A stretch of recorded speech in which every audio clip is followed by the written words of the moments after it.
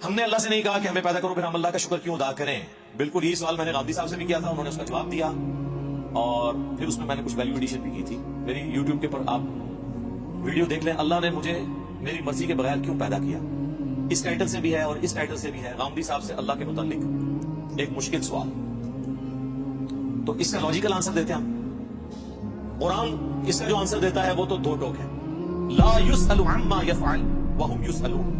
اللہ کو کوئی پوچھ نہیں سکتا کہ اللہ نے یہ کام کیوں کیا, وہ ہر ایک کو پوچھتا کیونکہ وہ کریٹر ہے. اللہ نے اس سوال کو بیان کیا. اس کا جواب یہی ہے کہ جو اللہ کی مرضی. اچھا, اب آ جائے لاجیکلی, چونکہ پورے قرآن کا ایک مقدمہ ہے نا, اللہ کا شکر میں کیوں ادا کروں. اس لیے میرے بھائی, آج بھی اگر آپ کو کوئی یہ آفر کرے, پہلے تو چھوڑ دیں کہ تم اپنی 50-60 سال کی زندگی میں بس یہ ایک موٹی موٹی چیزوں کا خیال رکھ لو, روزانہ 5 وقت کی نماز ہے, رزق حلال اور حرام میں فرق کرنا ہے, شریعت کی چند ایک پابندیاں ہیں, سیکس ڈسپلن ہے جس میں ہمارا ہی فائدہ ہے کہ ہم اڑ اڑ کے زندگی نہ گزارے, ایک ہارمونی کے ساتھ زندگی گزاریں, تو پھر ہمیشہ کی زندگی تمہیں دوں گا جس میں تمہیں موت نہیں آئے گی, کوئی پریشانی نہیں آئے گی, کوئی بڑھاپا نہیں آئے گا, اور تمہاری مرضی کی زندگی ہوگی. یہاں تو تم 5 مرلے کے پلاٹ کی خاطر ذلیل ہوتے ہو, اور وہاں پہ سب سے آخر میں جو دوزخ سے نکال کے جنت میں جانے والا جنتی ہے, بخاری مسلم میں آیا, اسے بھی اس پلانٹ ارتھ سے 10 گنا بڑی جنت دی جائے. پلانٹ ارتھ جس کا صرف سرکمفرنس ہی 40,000 کلومیٹر ہے, یعنی آپ یہاں سے چلیں نا تو 40,000 کلومیٹر کے بعد آپ واپس یہاں پہنچتے ہیں. اس سے 10 گنا بڑی جنت سب سے چھوٹے جنتی کو ملے گی جس نے آخر میں جنت میں داخل ہونا ہے اپنا لاکھوں سال کا عذاب بھگت کے, اور جس نے بغیر حساب و کتاب کے جنت میں جانا ہے, یا جس کی نیکیاں اس کے گناہوں پر حاوی ہوں گی اس نے جانا ہے, اس کی تو جنت کا کوئی میجن. تو میرا خیال ہے دنیا میں کوئی انسان نہیں جو یہ آفر قبول نہ کرے, کیونکہ انسان کی دل میں جو اللہ نے شہوات کی اٹریکشن اور محبت رکھ دی ہے وہ اس کی متقاضی ہے کہ وہ اپنی اس ٹیسٹ کو ختم نہیں کرنا چاہتا. کس کی خواہش ہے کہ وہ اچھا کھانا نہ کھائے اور ہمیشہ کھاتا رہے مرتے دم تک. دنیا میں تو پاسبل نہیں ہے, کھانا پینا چھوٹ جاتا ہے, بیماری ہو جائے تو خریدنے کی قوت کے باوجود آپ کھا پی نہیں سکتے. دنیا میں ارب پتی لوگ ہیں جو نمک مرچ والا کھانا بھی نہیں کھا سکتے. میں نے اجازت نہیں دیتا, اللہ نے سب کو بیلنس رکھا ہوا ہے. کسی کو ایک معاملے میں اوپر کیا تو دوسری طرف سے اس کی بات نکال دی. آپ کو میں پاکستان میں اس وقت امیر ترین لوگ کئی ایسے بتا سکتا ہوں جو پیمپر باندھتے ہیں, اور ان کی لوگ گاڑیوں کے اوپر, ان کے جہازوں کے اوپر, ان کی دولتوں پہ, ان کے پلاٹس پہ رش کر رہے ہوتے ہیں, لیکن وہ اپنا پیشاب نہیں ہو سکتے. تو انسان کی کیا اوقات ہے, لیکن آخرت میں کچھ نہیں ہے, آخرت میں پیشاب ہے ہی نہیں.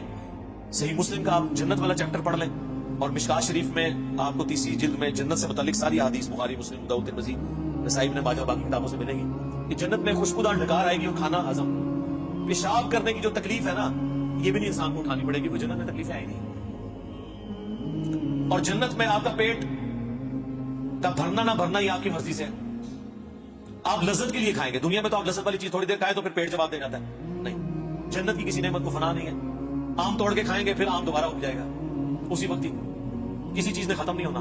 اتنی بڑی بڑی, اور سب سے بڑی بات کن فیکون جو اللہ کی کوالٹی ہے, وہ کسی درجے میں اللہ تعالیٰ اپنی مخلوق کو اس حوالے سے دے دے گا کہ اس کی خواہشات کی تکمیل ہوگی جنت میں. جو خواہش کرے گا, جو سوچے گا اس کے سامنے آ جائے گا. یہ تو کوالٹی صرف اللہ کی ہے, لیکن انسان کو اللہ تعالیٰ یہ کوالٹی وہاں پہ دے دے گا.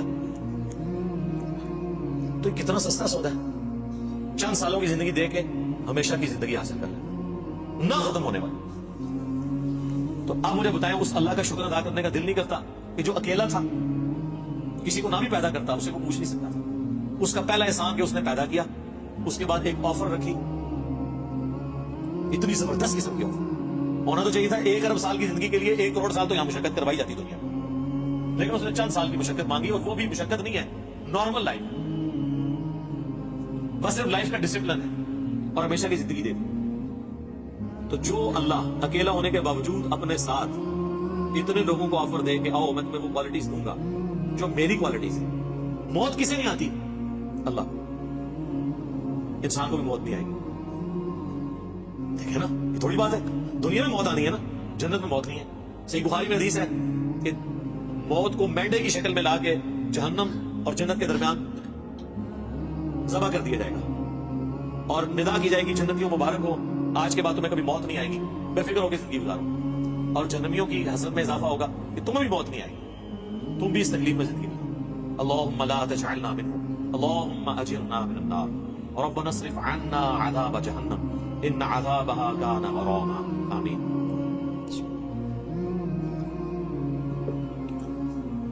اللہ کی ذات کو جب آپ اس پہلو سے دیکھیں گے تو آپ کے اندر سے آپ کے ایک ایک ریشے سے اس کے لیے شکر کے جذبات ابھریں گے. ہم تو اپنے ساتھ اپنی اس دولت میں جو اللہ نے ہمیں دیا کسی کو شریک کرنے کے لیے تیار نہیں ہے, اور اللہ تعالیٰ اپنی خدائی صفات کے اندر آپ کو آپشن دے رہے ہیں کہ آپ کو بھی موت نہیں آئے گی, آپ کو بھی ہر وہ چیز ملے گی جس کی آپ خواہش کریں گے. جو آپ خواہش کریں گے وہ آپ کو ملے گا. اور اللہ تعالیٰ کسی نعمت سے لطف اندوز خود کوئی نہیں ہو رہا. اللہ کھاتا ہے کیا؟ اللہ کی کوئی بیوی ہے؟ اللہ کے کوئی بچے ہیں؟ یہ وہ ساری چیزیں جو ہمارے لیے اٹریکشن کا باعث ہیں, اللہ کے لیے ان میں سے کوئی بھی چیز اٹریکشن کا باعث نہیں ہے سوائے ایک چیز کی, اور وہ چیز یہ ہے, حالانکہ اس معاملے میں بھی وہ غنی ہے لیکن یہ اس کی خواہش ہے کہ بندے, انسان, مخلوقات, جن, فرشتے اس کا شکر کریں, اس کی عبادت کریں, ٹوٹل اوبیڈینس کریں. وما خلقت الجن والانس الا ليعبدون. ہم نے جنوں اور انسانوں کو فقط اس لیے پیدا کیا کہ وہ ہماری عبادت کریں, ہمیں مانے نہیں, صرف عبادت کریں, اور عبادت کہتے ہیں ٹوٹل اوبیڈینس. اس لیے شکر ادا کریں.